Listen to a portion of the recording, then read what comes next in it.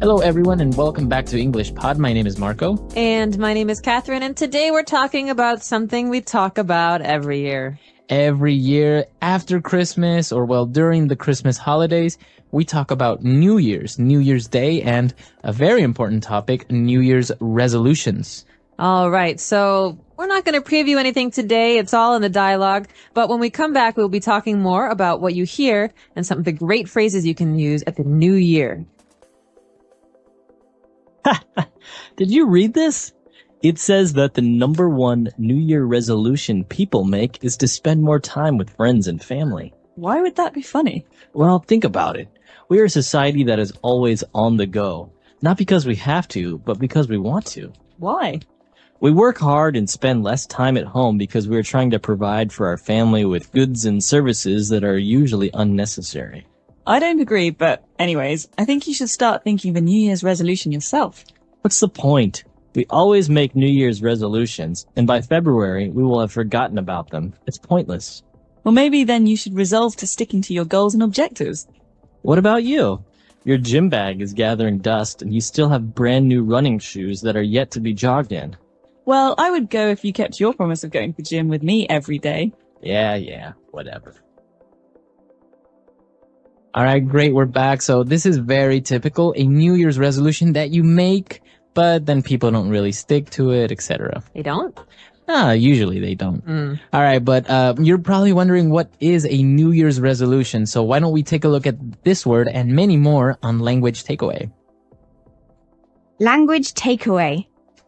Okay, so New Year's resolution, let's break this phrase down. The first phrase is New Year's. So the New Year is January 1st in the West, and it is celebrated on the 31st of December at night when the clock changes to the New Year.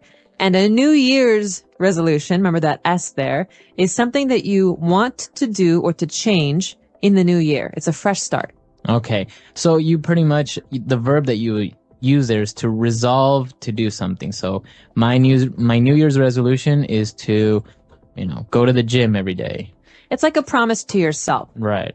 So, and this is very common, right, among Americans. They try because it's a new year, it's a fresh start, so they want to start doing something great. Exactly. We can talk about this at the end, but a lot of companies try to use this to sell Americans stupid things. So All right. We'll get there in a minute. But the two people in this dialogue are talking about the idea of spending more time with friends and family. And the other person says, well, sometimes it's hard to do that because you have to provide your family with goods and services. All right. This phrase goods and services is very common, especially in economics and sociology. So what does this mean? And they go together, right? So goods are tangible items, things that you buy, like food or, clothes, a TV, etc. Stuff. And services, of course, are other things like, for example, going to the doctor or the dentist or any other service you get. So service usually includes another person doing something for you. But you might not actually get something physical like a TV if you pay for it. Right. So goods and services, it's included in this phrase, always goods and services. Very good. And well, moving on, as we mentioned with the New Year's resolution, we had that verb there, to resolve. So what does it mean if I want to resolve? Okay, well, to resolve, as we said, is to decide or to promise yourself to do something. So it's a decision that you don't want to change your mind about. For example, this year, I've resolved to quit smoking. That means I've made a decision for myself and I'm going to do it. Okay, very good. It's very strong. And not to be confused with to solve, right? It has no real relation there, right? No, resolve to do something is to have a strong passion or interest in doing something for yourself or changing an action. Very good. And well, our last word for language takeaway is brand new. Something that's brand new. Brand new. So buy a brand new car. Come down to Captain's Car Lot. So brand new is something we hear a lot in marketing. It's also something that these words just go together very often. And something is new, okay, you just bought it or it just came out. But something that's brand new is really fresh, really new. So brand new, a brand new car, a brand new watch, etc. A brand new movie. a brand new movie, or brand new cereal. Have you ever tried it? Very good. So, great phrases there. Very good. So great words there. Why don't we listen to the dialogue again? And we'll be back with 3 phrases. Did you read this? It says that the number 1 New Year resolution people make is to spend more time with friends and family. Why would that be funny? Well, think about it. We are a society that is always on the go. Not because we have to, but because we want to. Why? We work hard and spend less time at home because we are trying to provide for our family with goods and services that are usually unnecessary. I don't agree, but anyways, I think you should start thinking of a New Year's resolution yourself. What's the point? We always make New Year's resolutions, and by February, we will have forgotten about them. It's pointless. Well, maybe then you should resolve to sticking to your goals and objectives. What about you? Your gym bag is gathering dust, and you still have brand new running shoes that are yet to be jogged in. Well, I would go if you kept your promise of going to the gym with me every day. Yeah, whatever. All right, we're back. So now let's take a look at these 3 phrases on Fluency Builder. Fluency Builder. Okay, this first phrase is very common at gas stations and food, like fast food chains. We say on the go. All right. So he mentioned that we are a society that is always on the go. It means we're always moving. Exactly. So you're always going to work, going home from work, going to the store, going to the school to get the kids, always moving. So that kind of action, that kind of life is on the go. Okay. You can also say eat on the go. That means I eat while I'm going somewhere, while I'm doing something. I don't sit down. Okay. So on the go. And well, talking about New Year's resolution, and we said that, well, many people resolve to do something, but they don't really do it. And we have a phrase that is used here, to stick to something. Stick to your resolution. To stick to it. So you think of tape or glue, these things that help things stick together. Okay. So in that sense, it's kind of, it's a way for you to describe continuing to do something or not stopping, not quitting, not ending it. And so I could say, remember how I said I wanted to quit smoking? Well, I'm really going to stick to this resolution because I think it's important. That means I'm not going to give up. Right. Very good. So you're going to stay with it. You're not going to give up. All right. So stick to something, like, for example, our English learners, they'll stick to learning English. And we could say as words of encouragement, hey, stick to it. Stick to it. Don't give up. With it. Don't give up. All right. And, well, finally, they were more arguing about the gym membership and everything. And he mentioned that the gym bag is gathering dust. All right. This is a very nice phrase, I think, because it's very visual. I like phrases where you can see what's happening. So gathering means collecting. That means, that the dust in the air, it's building on this bag. And something is gathering dust if we don't use it. So we haven't gone to the gym because our bag is in the corner and it's just filled with dust. Exactly. We could also say this about the computer. Why should I buy you a new computer, Marco, if you never use the old one? That's just sitting in the house gathering dust. Very good. Okay. So it's another way of saying you never use it, you never do it, etc. Exactly. For an object, though, you can't say you are gathering dust. No, well, that'd be a little weird. You might be dead or something. All right. Great phrases. So why don't we listen to this dialogue one last time? Did you read this? It says that the number 1 New Year resolution people make is to spend more time with friends and family. Why would that be funny? Well, think about it. We are a society that is always on the go. Not because we have to, but because we want to. Why? We work hard and spend less time at home because we are trying to provide for our family with goods and services that are usually unnecessary. I don't agree, but anyways, I think you should start thinking of a New Year's resolution yourself. What's the point? We always make New Year's resolutions, and by February, we will have forgotten about them. It's pointless. Well, maybe then you should resolve to sticking to your goals and objectives. What about you? Your gym bag is gathering dust, and you still have brand new running shoes that are yet to be jogged in. Well, I would go if you kept your promise of going to the gym with me every day. Yeah, whatever. All right, we're back. And well, as you mentioned, there were some interesting things about this dialogue, especially when they talked about a society that's always on the go. And you mentioned that, well, sometimes you eat on the go. And I've seen people in the United States that are actually eating while driving. I'm guilty of doing that. Really? Yeah. have no time to actually sit down for like 15 minutes and eat.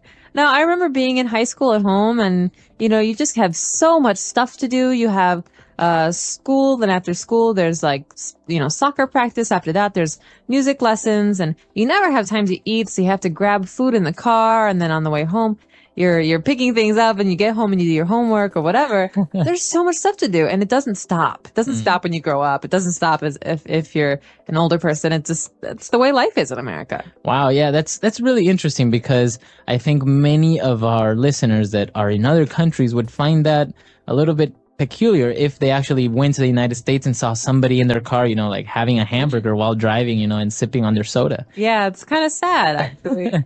Well, that's the thing. You don't have much time. But actually, this is based on true events, kind of, on the fact that many Americans do want to spend more time at home with their friends, with their family, because, as you say, you're always so busy. And I think it's a nice resolution to resolve to have dinner with your family once or twice a week at home where you sit down and you talk about your lives. It's nice because you get to share and you get to know each other better. And, otherwise you're always just on the go in different places. Yeah, exactly. So we want to hear your comments and your opinions about this topic. So why don't you visit our website, englishpod.com, and we'll see you guys there. Don't forget to share with us your New Year's resolutions. Everyone's got one. Yeah. So English Pod. My name is Marco. And my name is Catherine, and it's the Christmas season, Marco, so that means we have a very festive lesson today. That's right. Christmas is coming up, and, well, a tradition among many people around the world is to buy a Christmas tree. That's right. I remember when we used to do this in my family. It was one of my favorite times of the year. So we're going to explore this in today's lesson. After we listen to the dialogue, we'll be back to talk about some of these interesting words and phrases. Back, and as we mentioned, well, the entire dialogue is about a Christmas tree. So why don't you explain what a Christmas tree is? Because many people maybe don't even do or buy Christmas trees. Okay, well, a Christmas tree is usually a green tree that we cut down and we put in the house. Okay, so it's not a real tree with roots in the ground, but sometimes it comes from a real tree outside. And the tree is very small on the top and it goes out like a triangle. Okay, so it's a special shape. And we generally make it look very pretty with lights and ornaments and decorations. And on Christmas, on the 25th or the 24th, it depends where you come from, we put lots of presents underneath the Christmas tree. Wow, it sounds amazing. Well, yeah, and it looks very nice. It does look really beautiful, and it's just a really special part of Christmas. And well, as you mentioned, sometimes the tree is just a fake plastic tree, but many times it's a real tree, and the type of tree that you use is a pine tree. Exactly. And so pine tree is a kind of tree that doesn't have leaves. It has needles. That means that they're long, very thin green pieces that are all over the tree. And you can see these trees in most northern places like Scandinavia, or in America, maybe Illinois and Minnesota and Michigan and Vermont. And they're very, as you say, very unique trees, but they also have a very special smell, the smell of pine. They do. Very nice. It's such a nice smell that a lot of the things that we use in America to clean our houses have a pine smell, right, because it makes the house smell nice. Very good. So a pine tree. The dad brought a pine tree or a Christmas tree home, and, well, the wife was a little bit worried if it will fit. Okay, will it fit? This is a very important question because a lot of pine trees are very, very tall. Right. So if a pine tree is 3 meters tall or 4 meters tall, will it fit is a question we ask. Is it too big? Or is it going to be stuck on the ceiling in the house? Right. And so we could ask this about anything. I just bought a new TV. Will it fit in the living room? I don't know. I'm very nervous. I spent a lot of money. All right. And, well, you were talking about the Christmas tree and how you put a lot of nice decorations on it. And so we say that we decorate the tree. That's right. So the verb here, this is an action word, to decorate. So every holiday season in my family, we take one day and we decorate the tree. That means that we take very small, special ornaments and ribbons and lights, and we put them on the tree to make the tree look pretty. Wow. You can also say decorate the house. Right. Or to decorate the house for a party. So this means to make something look special or pretty. Very good.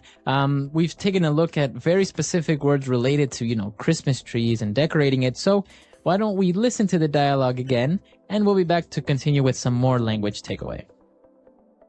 I'm home. Everyone come here. I bought a Christmas tree. Look at this beautiful pine tree. Wow, it's huge. Are you sure it will fit in the living room?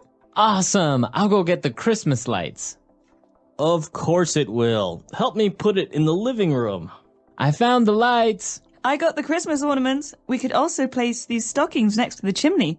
Great idea. While we decorate the tree, we can listen to some good old Christmas songs. All right, we're back. So why don't we take a look at 3 more words on Language Takeaway Part 2. Language takeaway.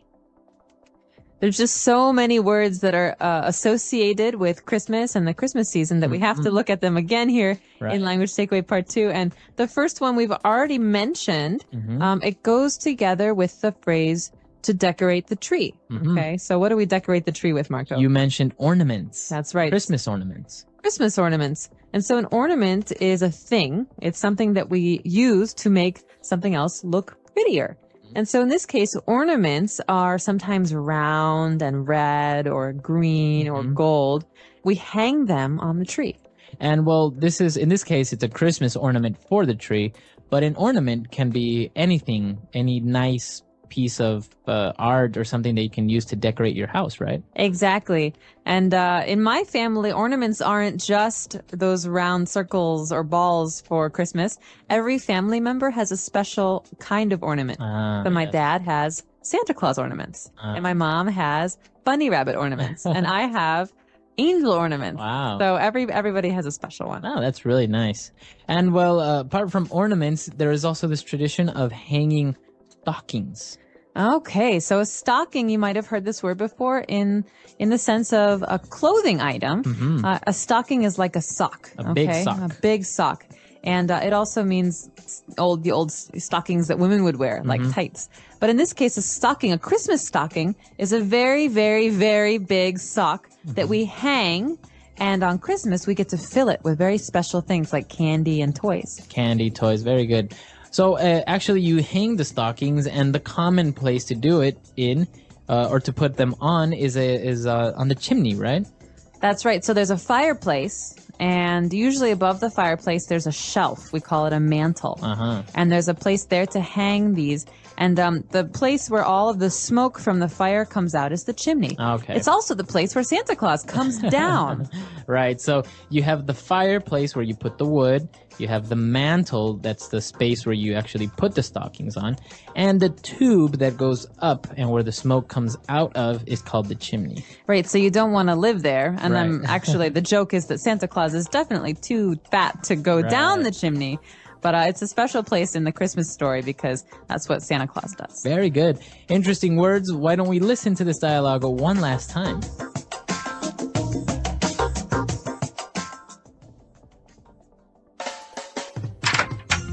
I'm home. Everyone come here. I bought a Christmas tree. Look at this beautiful pine tree. Wow, it's huge. Are you sure it will fit in the living room? Awesome. I'll go get the Christmas lights. Of course it will. Help me put it in the living room. I found the lights. I got the Christmas ornaments. We could also place these stockings next to the chimney. Great idea. While we decorate the tree, we can listen to some good old Christmas songs.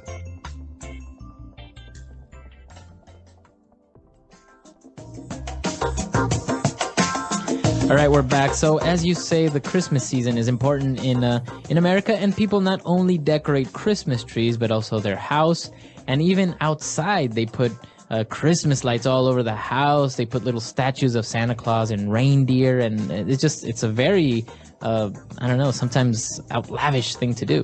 It is. It's almost funny how much people like to spend on not just time, but also money on decorating their houses. And so where I come from, people decorate the outsides a lot. You have Christmas lights on all parts of the house, and then maybe, all of the reindeer in the front yard, all whatever. Are there like 12 of them or 9 of them? I don't remember. It's 12. But actually, it was nice because when I lived there, with my parents, we would go out and tour around the neighborhood just to see other people's Christmas lights and decorations because, as we say, some of them can be very, very nice and they take a lot of time and effort into decorating it. They do. It's really special. And at my house, we generally just decorated the inside, but sometimes we did lights on the outside. And there's some very funny movies that talk about this, like National Lampoon's Christmas Vacation. Right. And so there's some really funny scenes about putting Christmas lights on the house.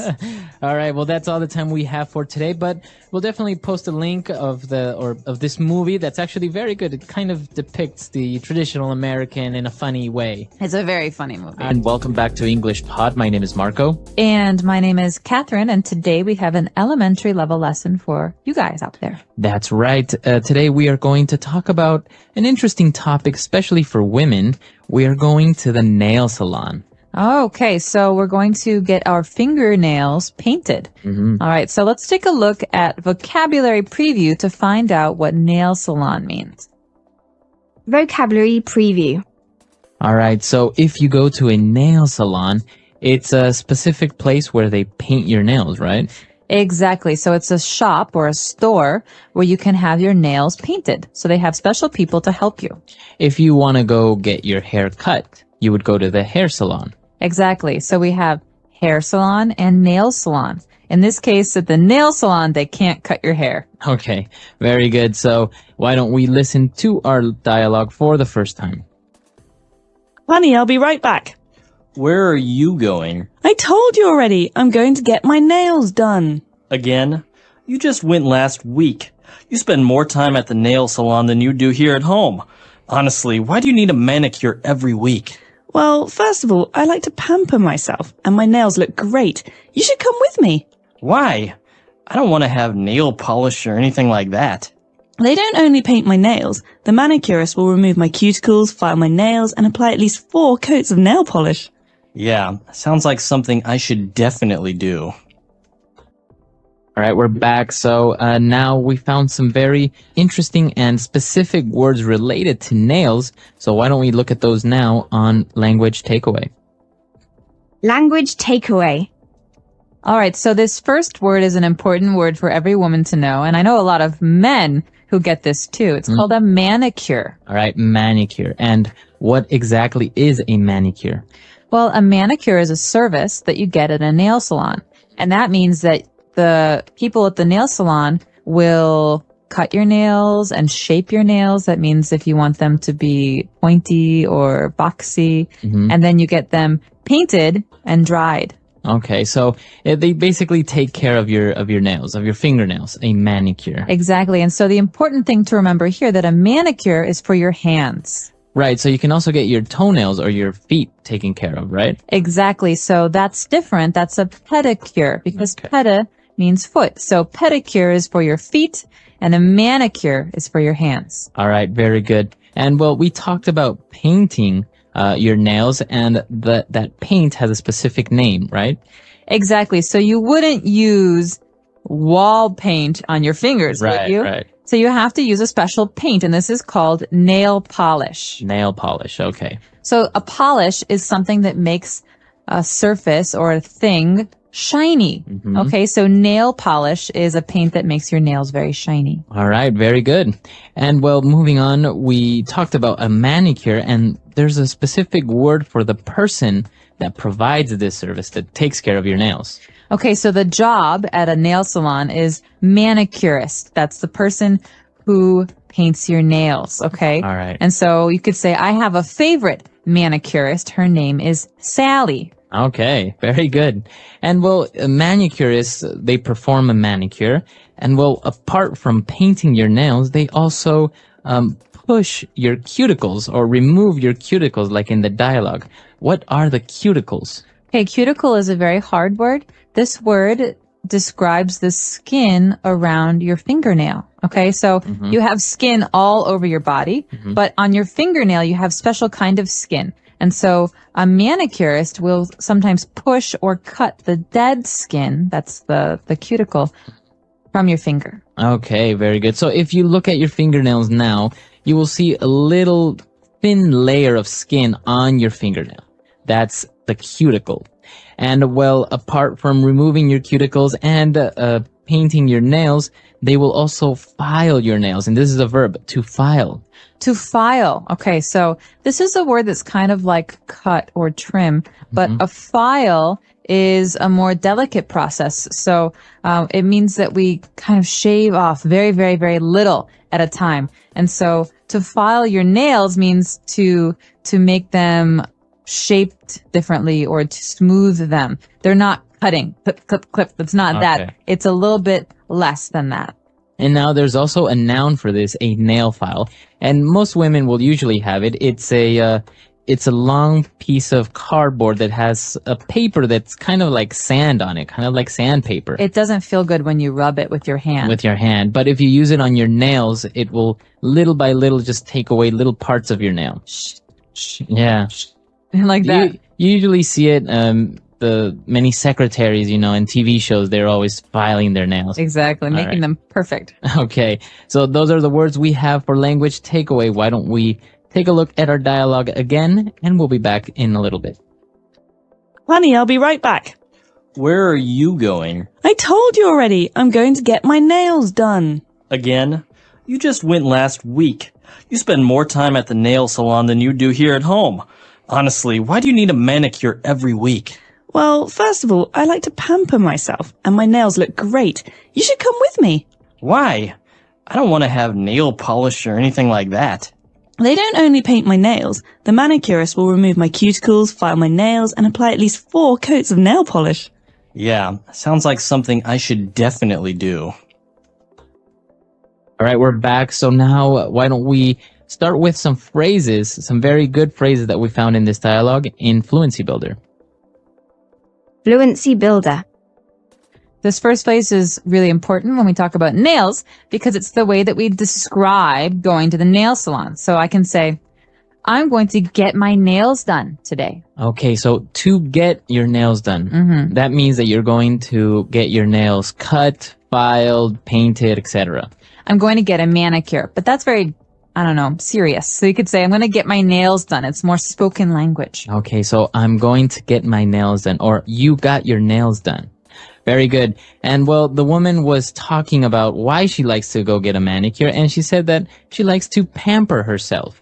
Okay, this is very common, especially when women are trying to talk about why they spend money on hair and nails and clothes. They say, I like to pamper myself. To pamper means to treat very, very well. Okay.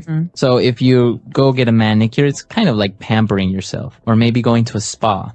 Exactly, or getting a massage. And so we could say also, don't pamper the dog. He's very naughty. So a synonym would be to spoil. To spoil oneself, to pamper. Indulge. Okay. So, and, well, she was talking about how they perform a manicure, and she talked about 4 coats of nail polish. So a coat, we know that it's a kind of like a jacket, right? But in this case? Yeah. In this case, it means a layer. So you paint your nails one time, okay? You have color. Maybe it doesn't look right. Okay, it's very thin.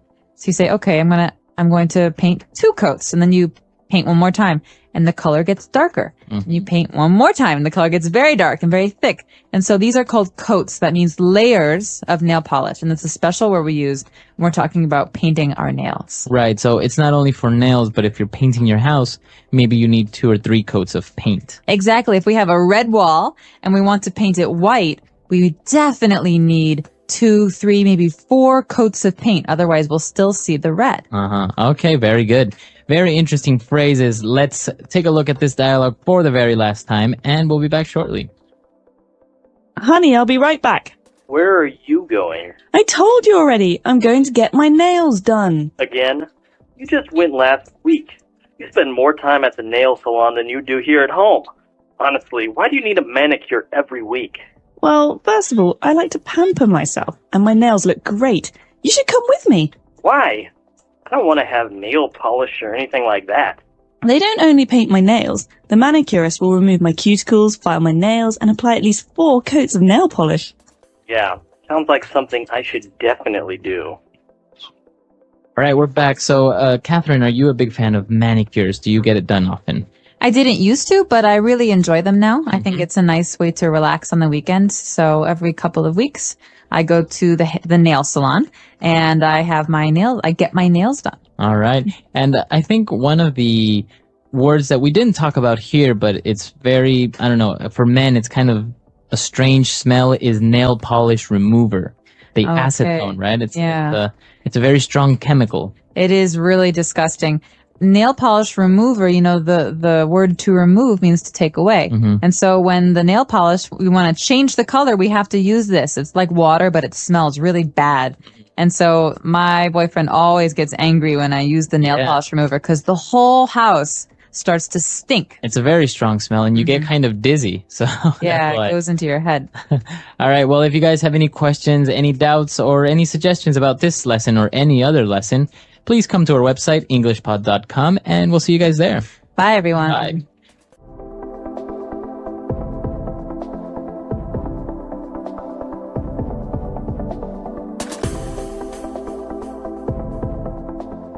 Name is Marco. I'm Amira. Amira and I are here today with an interesting lesson about a hotel situation. Amira, why don't you give us a little bit more information? Well, the situation is taking place in a hotel, and someone is checking in and is obtaining an upgrade. An upgrade. Okay, that's an interesting word. Why don't we listen to the dialogue and then we'll come back and explain all this vocabulary.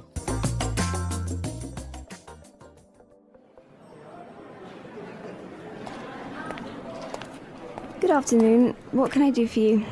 I'd like to check in, please. I have a reservation under the name Anthony Roberts. All right.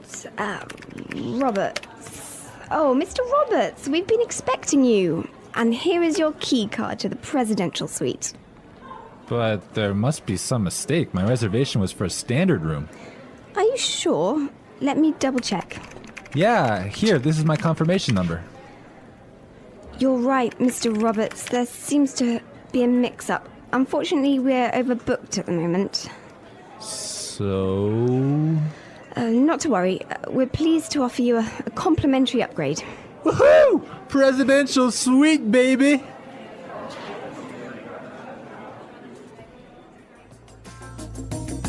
Okay, everyone. That is nice, huh? Yeah, the guy is really excited that he's gonna get the presidential suite. Yes, there's some interesting phrases and vocabulary items here, and I know, Marco, you want to talk about some of them. Right. The first one, and this is really useful for all of our listeners who travel a lot. This phrase will come in handy, and it is, I have a reservation under the name.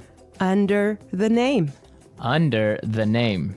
Under the name. So before we explain this phrase, let's listen to some examples on how it is used in other situations, and then we'll come back and give you more information.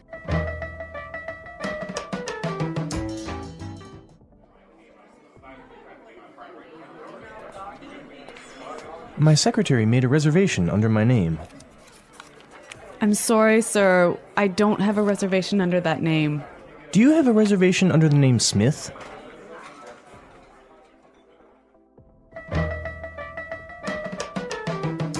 All right, some really good examples there on how we could use this phrase in other situations, but just in case, let me explain it real fast. Under the name means that when you go to the restaurant or a hotel and you tell them your name, they know that you are the person that they have been expecting. They have been waiting. Yes. Well, I have chosen another useful phrase for you, and it is mix up. Mix up. Mix up. Mix up. There seems to be a mix up. Before we talk about this phrase, let's listen to some examples of how it is used.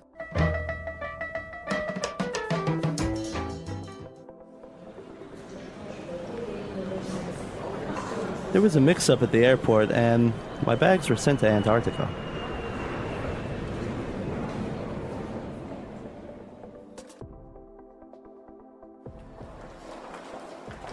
I'm sorry, sir. There's been a terrible mix-up. We've given you the wrong baby.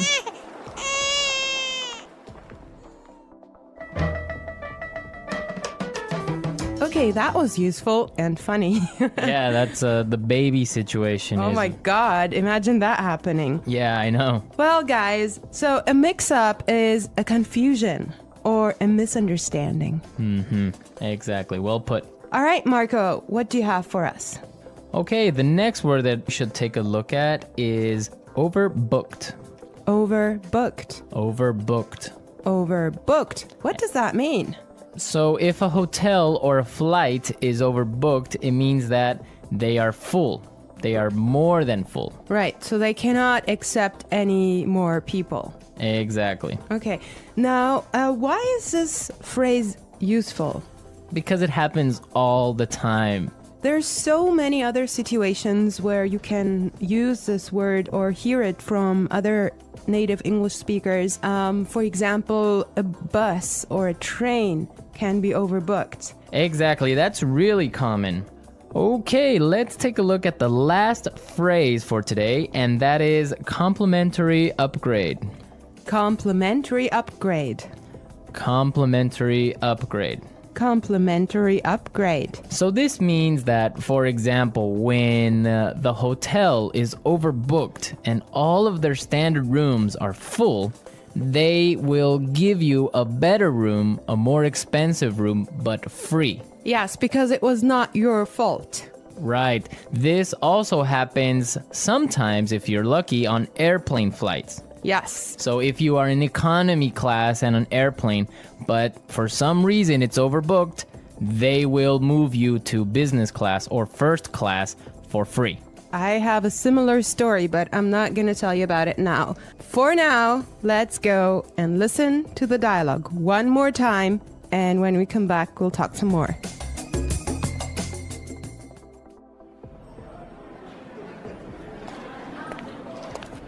Good afternoon. What can I do for you?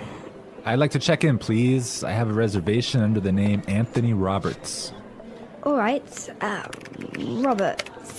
Oh, Mr. Roberts, we've been expecting you. And here is your key card to the presidential suite. But there must be some mistake. My reservation was for a standard room. Are you sure? Let me double check. Yeah, here, this is my confirmation number. You're right, Mr. Roberts. There seems to be a mix-up. Unfortunately, we're overbooked at the moment. So... Not to worry. We're pleased to offer you a complimentary upgrade. Woohoo! Presidential suite, baby!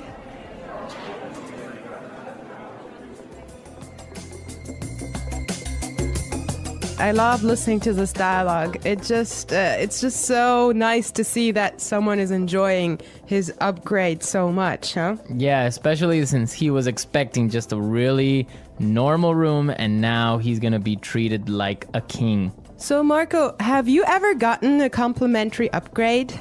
Yes, I did. When I was traveling through India, I bought a normal seat in the train, but for some reason, it was overbooked. So I talked to the station manager and I got a complimentary upgrade to first class.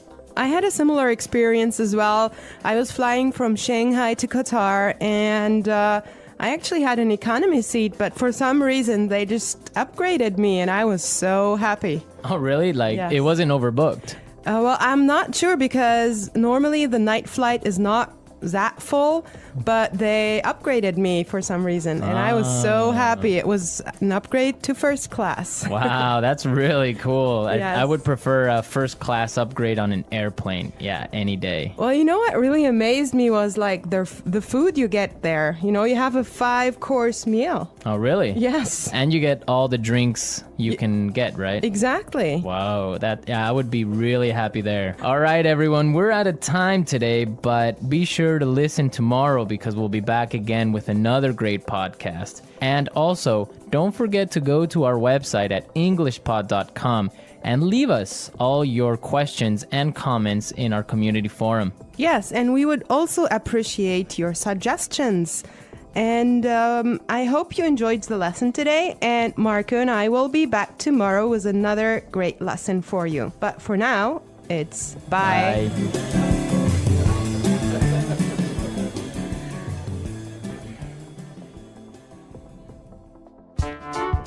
The English Pod audio review. Listen to the meaning, then say the vocabulary word.